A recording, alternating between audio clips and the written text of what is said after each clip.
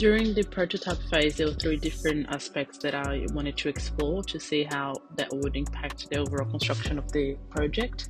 The first aspect was the macrame knot, which one to use. So I explored a few options during the testing phase, and I wanted to see how that would actually work with the frame that I have for my project. The second was how to attach the macrame to the frame, and the third was how to secure the tubes for the pollinator through either the macrame, a combination of using different knots so that the tube could slide through it, or using the wire mesh, which was the original idea, and then kind of perforating that and then fixing the tubes to that.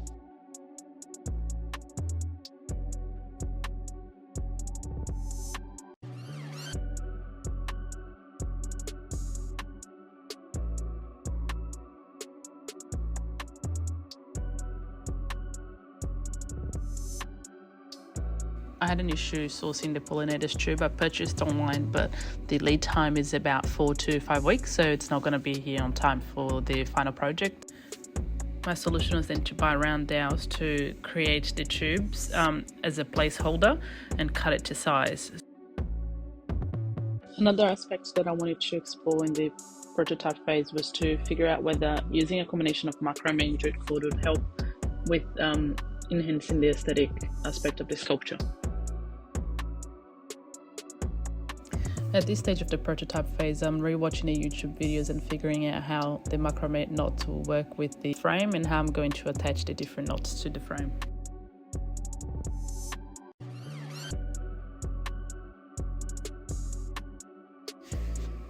The first choice of knot that I decided to explore is the square knot, and the reason for that is that it's a base for other knots, so that would give me the flexibility to potentially change it up a bit if I didn't like the overall aesthetic of this particular knot. Enjoying how the macrame is looking in the square knot, I've decided to do 2 rows of each on each section. I think that that's going to fulfill the aesthetic brief, and then that's going to give me a nice sort of repetitive pattern to create a unifying product.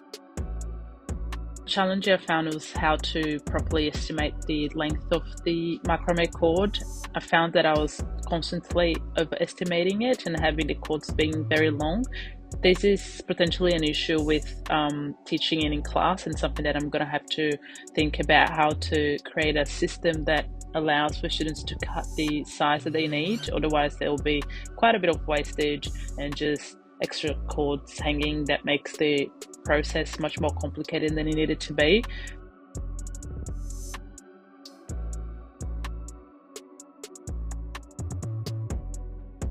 Now I'm tying the macrame to the frame, and the idea is that I can create some strength and then weave the tubes through the macrame. That way I don't have to use the wire mesh, and then that is going to be a lot more aesthetically pleasing than having to use the mesh, fix the mesh, and then cover the whole mesh. So I'm just trying to figure out in the prototype whether there is a way to create a macrame knot tying to the frame that can be also the support for the tubes.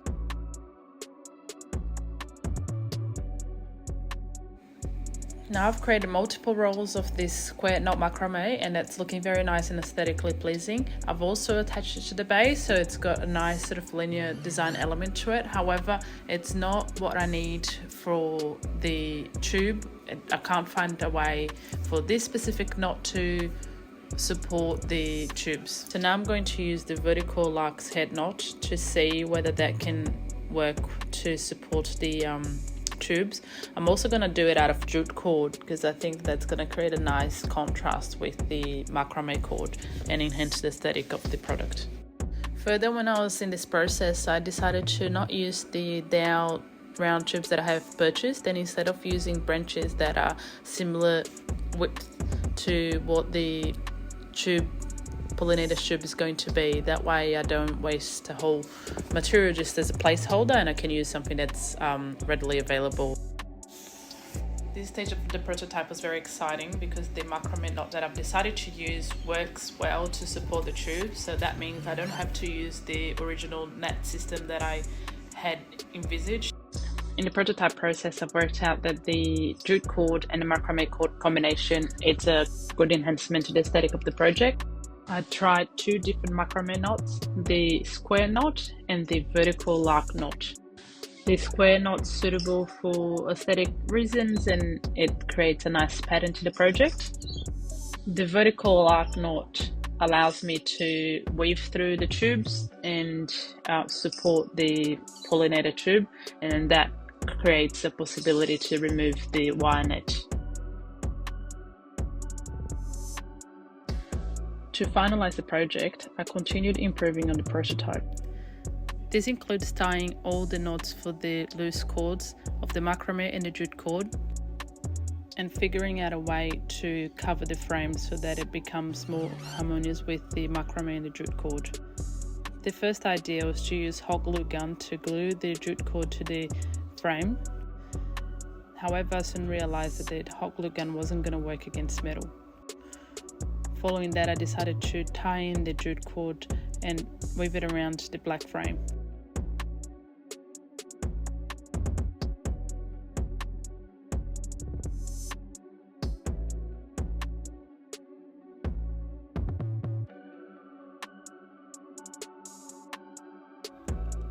The final product is a mix of different macrame knots and different materials, including macrame cord and jute.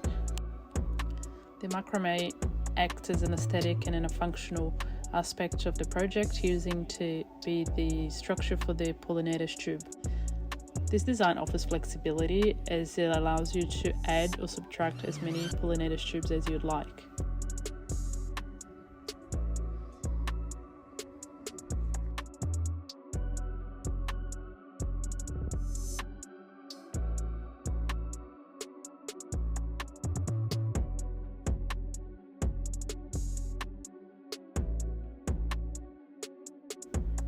Here's the final product with a pot plant on top. The plant is going to attract pollinators, and the sculpture is going to house the pollinators and enhance biodiversity.